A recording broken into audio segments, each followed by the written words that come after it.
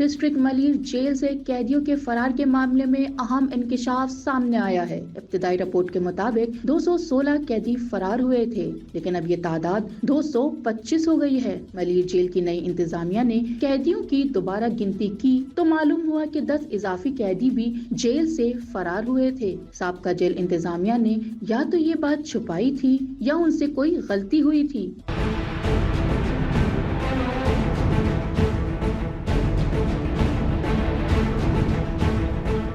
Malir jail کے نئے superintendent شہاب الدین صدیقی نے ایس پی شعبہ تفتیش ملیر کو خط لکھ کر فرار ہونے والے قیدیوں کی درست تعداد سے آگاہ کیا ہے۔ انہوں نے بتایا کہ جب انہوں نے 4 جون کو چارج سنبھالا اور عید کی چھٹیوں میں جانچ پڑتال کی تو یہ بات سامنے آئی کہ اب تک 146 قیدیوں کو دوبارہ گرفتار کر لیا گیا ہے، لیکن 69 قیدی ابھی بھی مفرور ہیں۔